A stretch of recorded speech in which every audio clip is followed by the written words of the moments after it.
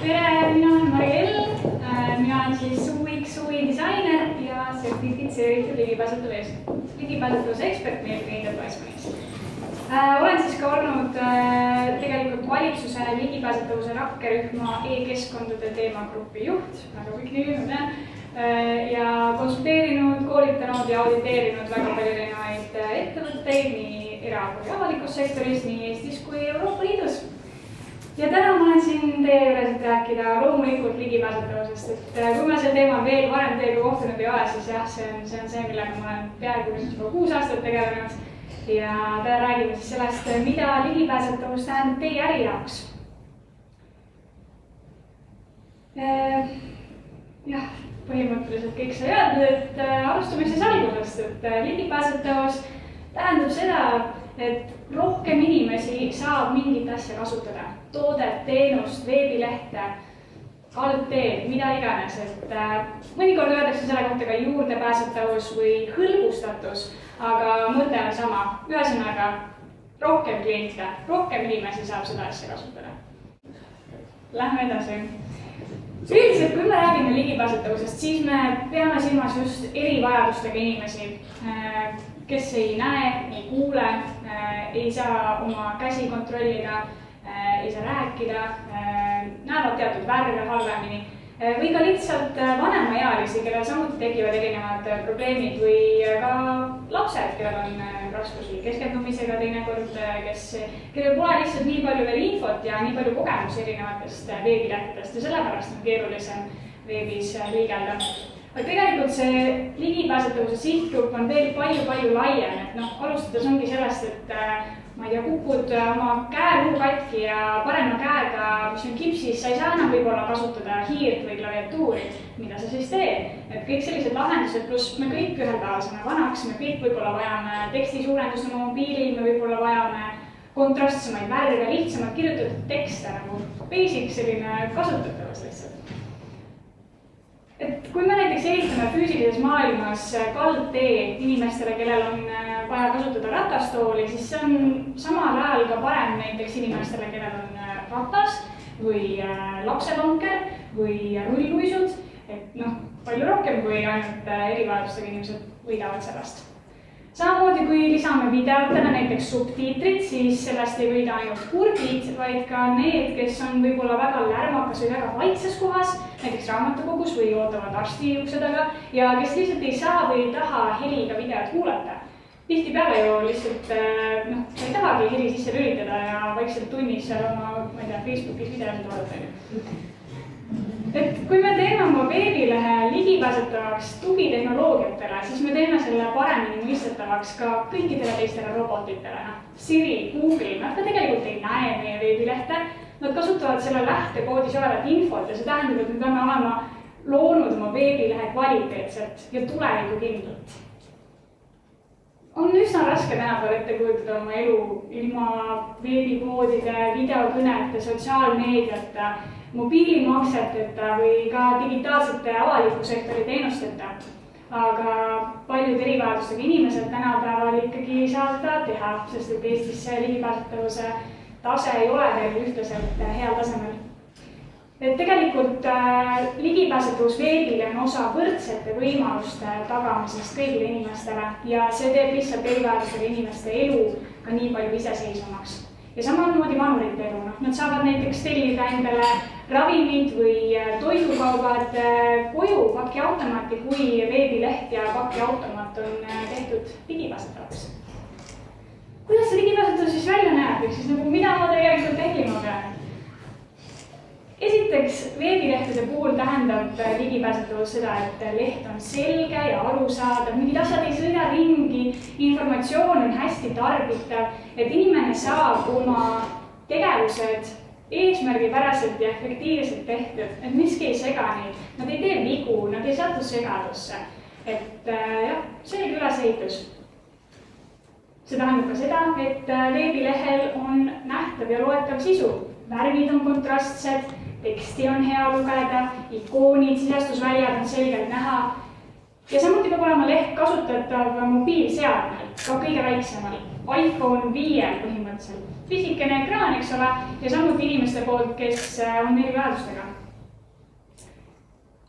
Samuti tähendab ligipääsetavus seda, et veebileht, mobiiliäpp või mis iganes muu digitoode on kasutatav erinevate tugitehnoloogiatega, nagu ma juba mainisin. Et näiteks häälkäsklused, erinevad lülitid, sensorid, silma jälgimine, mõni tugitehnoloogia võib-olla töötab sellega, et sa puhud mingisugusesse andurisse ja selle peale sa saad veebilehte kasutada. Tegelikult ka näiteks klaviatuur on täiesti tavaline abivahend inimesele, kellel on raske või võimatu kasutada hiirt. Näiteks sul on keeruline koordineerida oma kätt või ta väriseb lihtsalt. Ja pimedad kasutavad tegelikult veebi veel ühe spetsiaalse tarkvaraga, nimelt ekraanilugejaga, mis on siis selline programm, mis loeb sulle ette kõik veebilehel toimuva. Kõik asjad, mis seal on, kõik, mis sa teha saad, kõik info, mis tekib ja samamoodi sa saad siis klaviatuuri abil sellega veebis navigeerida.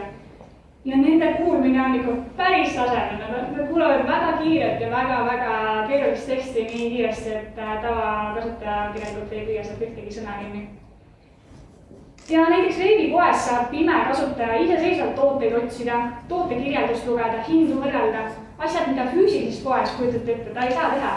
Et selles mõttes see on suur samm palju iseseisvama elu poole ja see eeldab jälle, et veebileht on ligipääsetavalt ehitatud. Okei, kui erivajadustega inimeste ja vanurite elu paremaks muutmine ei ole piisav motivatsioon, siis siin tuleb appi Euroopa Liidu ligipääsetavuse direktiiv. Võib-olla olete sellest juba kuulnud, et aastast 2019 tegelikult on juba avalikul sektoril kohustus vastata siis Euroopa ligipääsetavuse standardile. Ja aastast 2025 laieneb see kohustus ka paljudele erasektori ettevõtetele. See tähendab, et veebilehed, mobiiliäpid, ka tooted, erinevad digitooted, veebilehelt alla laetavad dokumendid peavad vastama ligipääsetavuse nõuetele. Ja millised need nõuded siis on? Vaatame natukene seda Euroopa Liidu standardit, just seda veebiosa. Ja tegelikult veebiosa kattub väga suures osas ülemaailmse ligipääsetavuse standardiga WCAG, siis Web Content Accessibility Guidelines ja just siis WCAG 2.1 taseme 2A reeglitega. Siin on paar asja, mida meeles pidada, et tegelikult 2.1 versioon ei ole sama, mis 2.0 versioon, et kui teie veebileht on kunagi ehitatud vastama 2.0-le, siis see ei tähenda, et ta vastab 2.1-le, et seal on mõned reeglid juures. Ja neid pidevalt uuendatakse, varsti üldse võib-olla tuleb välja 2.2, eks ole, et see maailm juba pidevalt kasvab ja reeglid uuenevad. Samuti 1A tase ei ole sama, mis 2A tase. Tegelikult on 3 taset, millele sa saad vastata ja need täiendavad siis üksteist. On 1A tase, mis tähendab, et sa vastad ainult baasnõuetele, kõige olulisematele nõuetele. Siis on 2A tase, mis tähendab, et lisaks A-taseme nõuetele sa vastad veel lisanõuetele. Ja siis on 3A tase, mis tähendab, et sa vastad kõikidele nõuetele, mis on üldiselt suhteliselt ebarealistlik ja seda ei panda mitte kunagi ühegi projekti eesmärgiks vastata 3A-le, sest et see lihtsalt tavaliselt ei ole saavutatav.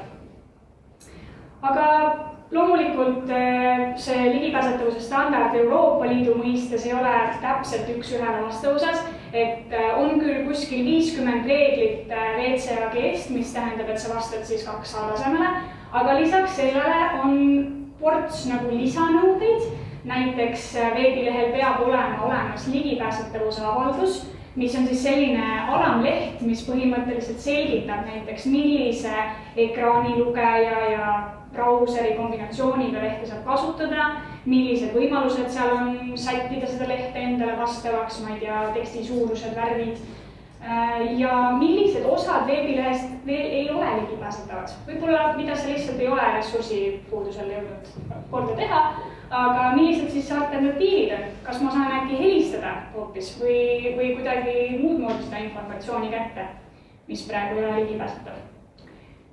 Ja siis peab olema võimalus veel anda tagasisidet kasutajal, et veebilehel peab olema mingi tagasiside võimalus, võib olla lihtsalt kas või emaili aadress välja toodud, et palun sinna siis kontakteeruda, et saada infot ligipääsetaval moel või siis andagi tagasisidet natuke nuriseda, et näed, et siin ei ole ligipääsetav. Aga milline on olukord siis täna minu veebilehel? Kuidas seda teada saada, mida kontrollida? Ma olen siin toonud välja sellised 6 põhilist punkti, mida siis võiks vaadata. Esiteks automaatkontrolli tööriistad. Veebis guugeldades lihtsalt WCAG testing tools leiab terve rodu erinevaid tööriistu, millega oma veebilehte testida, aga peab meeles pidama, et neid ei ole 100% tõhusad, et sa ei leia tegelikult kõiki probleeme üles, kuskil pigem siuke 30-40% probleemidest võib-olla suudad leida, et kindlasti on lisaks automaatkontrollile vaja teha ka manuaalset kontrolli veebilehel. Siis klaviatuuriga navigeerimine, kohe vaatame seda täpsemalt. Kolmandaks lehe suurendamine, zoomid lehel sisse ja vaatad, et midagi ei läheks katki, ei tekiks mingit 2 poole kerimist, asjad ei läheks üksteise peale või peitu. Neljandaks, et tekst oleks kergesti loetav. Lihtne öelda, aga mida see tegelikult tähendab? Kohe vaatame erinevaid reegleid selle kohta. Viiendaks, et värvid oleksid kontrastsed ja tekst ja ikoonid oleksid hästi nähtavad tänu sellele. Ja kuuendaks, kõige raskem punkt, mida testida, on see, et veebilehe lähtekood oleks kvaliteetne ja toetaks tugitehnoloogiaid. Esiteks ma tõin välja siin sellise tööriista nagu Wave, see on päris hea variant, sest et ta annab väga visuaalse ülevaate nendest leitud WCAG vigadest, aga ta jällegi, ta annab kuskil 30% probleemidest sulle välja, et ülejäänud sa pead nagu lisaks vaeva nägema.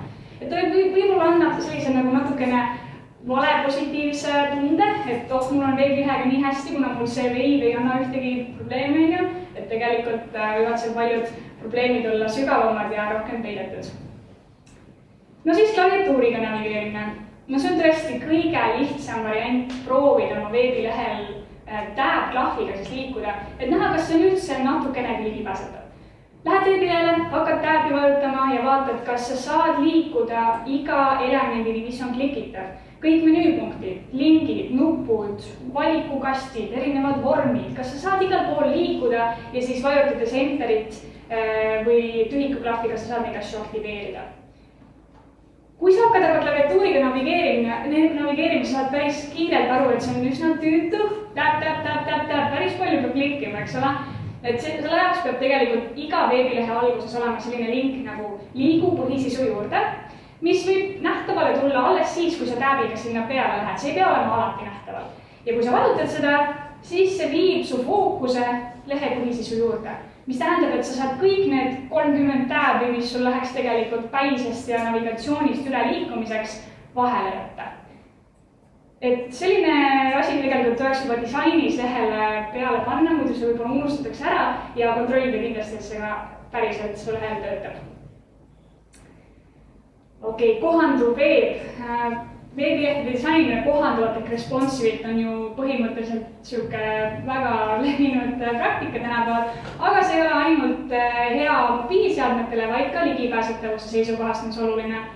Et näiteks vaegnägijad, kes suurendavad oma veebilehte desktopi peal väga-väga suureks, ka nende jaoks peab see kasutajakogemus jääma heaks, et see veebileht peab tegelikult skaleeruma sujuvalt desktopi vaatest tahvli vaateks ja tahvli vaatest siis mobiili vaateks. Et tegelikult ühtegi paremale-vasakule kerimisriba ei tohiks kuskile tekkida, tekst ei tohiks minna katki või kaduma, eks ole.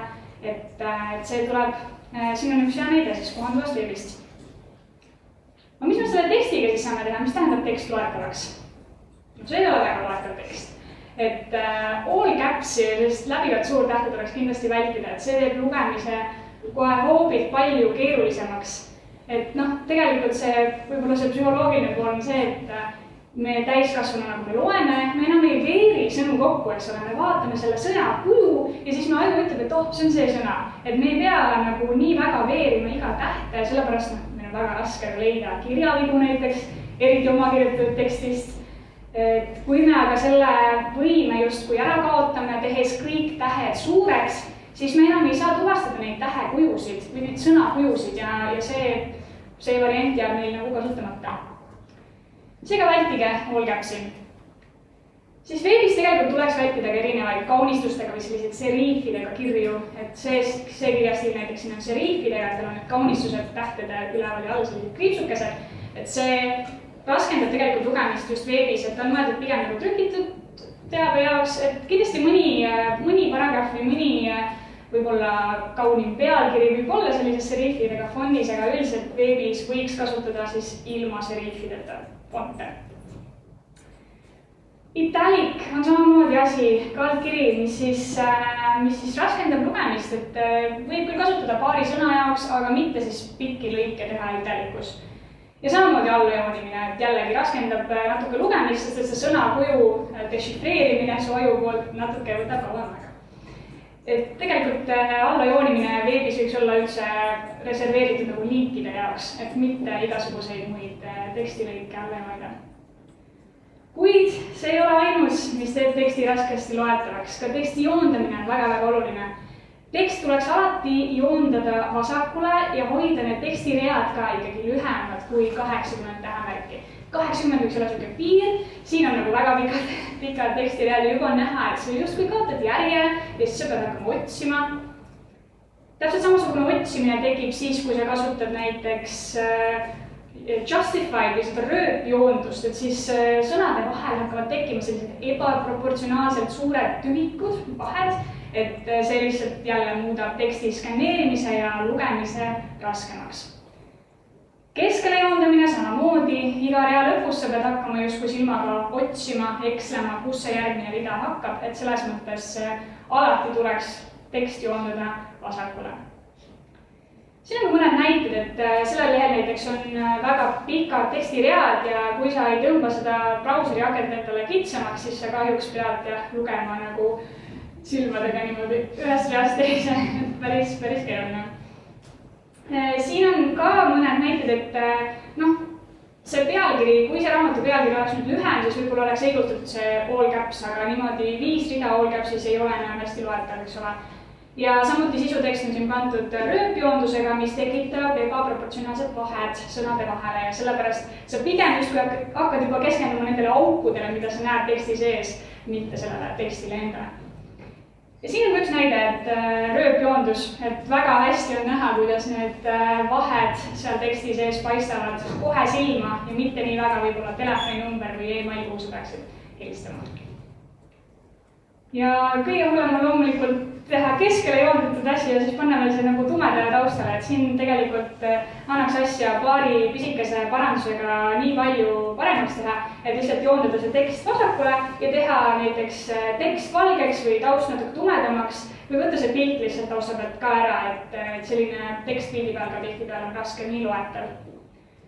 Et need värvid on just huvitavad asjad, et õnneks, et vastata ligipääsetavuse standardile, me värvide puhul ei pea ise hakkama mõtlema, et kas see on nüüd loetav või ei ole. Meil on konkreetsed reeglid. Et kui otsida jälle Google'ist color contrast tool, siis sa leiad terve hunniku igasuguseid tööriistu, mille hulgast endale lemmik valida. Ja põhimõtteliselt siis sul on vaja lihtsalt 2 värvikoodi, tekstikoodi ja taustakoodi. Ja nüüd sa hakkad võrdlema neid 2 koodi. Kui nende koodide kontrastsussuhe on suurem kui 4,5:1, siis super, väga hästi võib kasutada igasuguse teksti jaoks selliseid värve. Kui sul on tegemist suurema tekstiga, mis on suurem, boldim, ise paremini nähtav, siis sa võid leppida ka madalama kontrastsussuhtega vähemalt 3:1.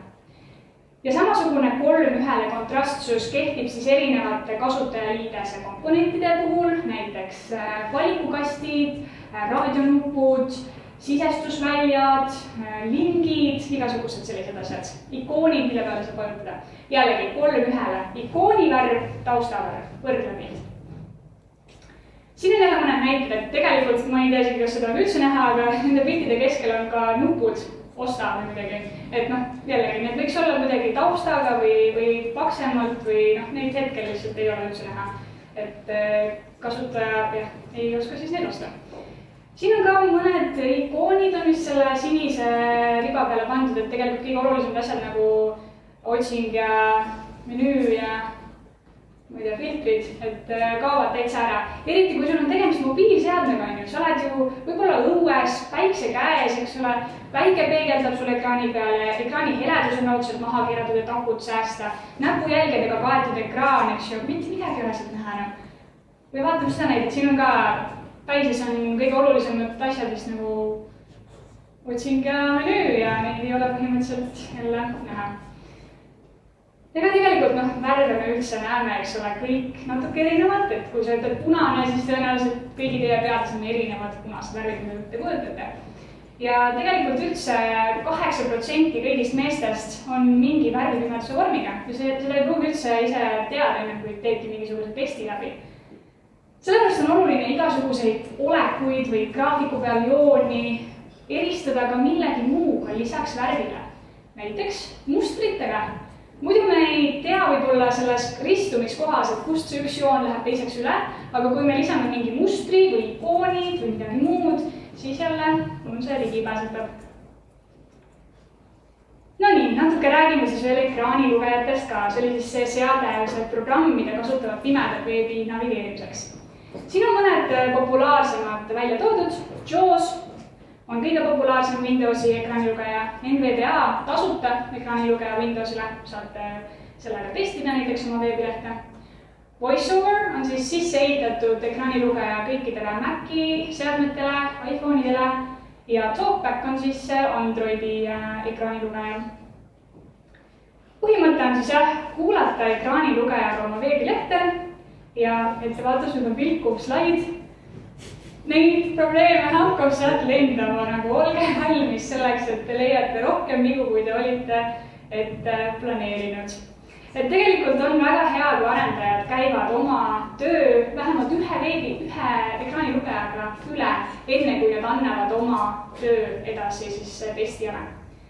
No mis on üks põhilisi asju, mis võib ekraanilugeja töö täiesti ära rikkuda, on see, kui veebilehe keelekood on kas ära unustatud või on valesti sisestatud mingi vale keelekood, näiteks vahetate eestikeelse lehe inglise keele peale, aga keelekood jääb ikkagi eestikeelse peale. Et siis tegelikult see ekraanilugeja hakkab su lehte ette lugema vale hääldusega. Eestikeelseid sõnu inglise keele hääldusega. Täiesti arusaamatu, ükskõik kui advanced su kuulmine on. Teine väga oluline asi just ekraanilugejatele on kasutada võimalikult palju semantilist HTML-i, siis kasutada elemente selleks, milleks nad on loodud. Üks asi on siis igasugused struktuurielemendid, et veebilehte nagu sektsioone tekitada seal nende semantiliste HTML elementidega ja samamoodi vaadata, et asjad nagu lingid, eks ole, nupud, pealkirjad, sellised asjad oleksid õigete elementidega tähistatud. Et mitte ehitada leht üles divvidest, vaid eks ole, et nupud on ikkagi buttonid ja pealkirjad on headingud, selle asemel, et lihtsalt tavalist teksti stiliseerida suuremaks ja ilusamaks. Nagu rääkisime, siis ekraanilugejal on väga oluline, et tekst oleks koodis õigesti sisestatud. Igasuguse tekstilise osaga saab hästi hakkama, loeb ette, kõik on fine, aga kui me räägime piltidest, graafikutest, ikoonidest, siis kuigi jah, need igasugused pildituvastustehnoloogiad tänapäeval ka arenevad järjest, siis ikkagi pildi mõttest nad päris hästi aru ei saa. Et üks sagedaseid vigu ongi see, et pilt jäetakse koodis kirjeldamata, ei panda näiteks altteksti või mingit ARIA-leibelit alla. Ja siis pime kasutaja ei teagi, mida see nupp või ikoon või graafik, mida see peaks nagu tähendama. Kuidas siis seda parandada? Ütleme, meil on see mägede pilt. Me ei saa jätta teda ilma alttekstita, et alttekstist räägime, kui meil on image element muude puhul mõnest muust atribuudist. Me ei saa jätta teda ilma alttekstita, sest et siis loeks ekraanilugeja ette tema faili nime ja see tavaliselt ei ole väga informatiivne, eks ole. Me ei saa panna alternatiiviks uuesti tema faili nime, et jah, me võiks teha mingi koodijupi, mis toredalt sinna seda iga kord sisse paneb automaatselt, et alttekst on alati sama mis source, aga see ei mängi täpselt sama välja. Või siis me võime panna mingi väga lihtsa altteksti nagu pilt mägedest, mis tegelikult ei ütle ka palju, et see sõna pilt seal, niikuinii ekraanilugeja ütleb sulle, et tegemist on pildiga. Selliseid sõnu nagu pilt, foto, link, selliseid sõnu ei pea panema alttekstidesse, need niikuinii öeldakse ekraanilugeja poolt juba välja. mis on siis paremad näited? Me võime jätta altteksti tühjaks, panna ta sinna, aga jätta tühjaks, see tähendab, et ekraanilugeja hüppab sellest üle, ta absoluutselt ei ütle sulle isegi, et seal mingi pilt oli, lihtsalt skipib. Või teiseks loomulikult, minu eelistatud variant on kirjutada väga mõistlik, ilus, kirjeldav tekst sellele pildile. Et oleneb, kui informatiivne ja vajalik see tekst on, see pilt on, panen sinna näiteks lumine mäetipp päikesetõustud taustal. Vaatame korraks ka sisestusvorme, sest et need tekitavad just väga palju ligipääsetavuse probleeme tihti lehtedel. Esimene asi on see, et igal vormiväljal peab olema üks leibel, üks silt, need peavad olema koodis korrektselt ühendatud. See leibel võib seal muidu lihtsalt istuda ja input tuleb järgmisena, aga kui need ühendatud ei ole koodis, siis sellest ei ole mitte midagi abi. Et muidu jah, tubitehnoloogiad ei saa aru, mida sinna kirjutada üldse tuleb. Ka autofill ei saa siis selliste väljadega väga hästi hakkama ja autofill on üks väga hea asi, mida veebis kasutada, eks ole, et hoiab kokku palju sinu kirjutamise vaeva. Aga autofill teeb ka teinekord vigu. Näiteks, kui sa täidad selle autofilliga ära ja ta täidab selle niimoodi, siis sa ei saa enam praegu aru, et millised väljad ta täitis õigesti ja millised valesti. Et aadressi on 2 tükki, aga ma ei saa aru, et kummas väljas siis kumb käis. Probleem on siin selles, et vorm on disainitud nii, et leibeleid ei ole, on ainult placeholderid. Ja see on üks väga suur viga, mida tehakse, et placeholder ei asenda seda leibelit. Et esiteks nad on väga helehallid, ma ei tea, siit on veel paremini näha kui siit ekraanid, aga tõesti need on halvasti loetavad. Ekraanilugejad tavaliselt ei loe neid ette ja nad kaovad ära, kui sa sinna sisse midagi kirjutad. Ehk siis enam me ei saa aru, kummas väljas pidi olema mu eesnimi ja kummas perekonnanimi, kummas pidi olema tänavanimi, kummas pidi olema maja number. Ehk siis palju parem on alati kirjutada sildid nähtavalt välja, soovitatavalt väljade kohale, sellepärast et siis on kõige paremini lihtsalt ühendatud nii visuaalselt kui ka koodis, et vaadata, et üks ühele seosed oleksid kõik olemas. Hästi, käisime väga palju teemasid kiirelt läbi ja ilmselt on kõigile selge, et selleks ligipääsetavuse tagamiseks peab valuma aega ja nagu Ander ennem ka mainis, et seda aega saab projektis just alguses kokku hoida. Samamoodi ligipääsetavusele tuleks mõelda projekti alguses, mitte viimases testimisfaasis, kus testija tuleb meelde, et mingi VCAG oli ka vist okei. Lasen korra validaatorist või kuskilt läbi. Ei, et sellele tegelikult tuleb mõelda juba disainifaasis, arendusfaasis, testimisfaasis ja ka sisuloojad peavad selle peale mõtlema, et nende loodud sisu oleks samuti ligipääsetav. Ja teinekord, kui hakata neid häkke üksteise peale ehitama ja panna sinna mingeid adaptereid vahele, eks ole, võib päris juhtmed sassi ajada, et meil sinna, et need häkid üksteise otsas ei ole alati väga hea lahendus, et selle asemel, et hakata mingeid aaria leibeleid ja aaria tag'e sinna otsa panema, et võib-olla vaadata korraks, äkki selle komponendi saab üldse ehitada uuesti nagu algsetest HTML-i semantilistest elementidest ja võib-olla saab niimoodi päris palju aega kokku hoida. Aga aitäh teile ja äkki on küsimusi mulle?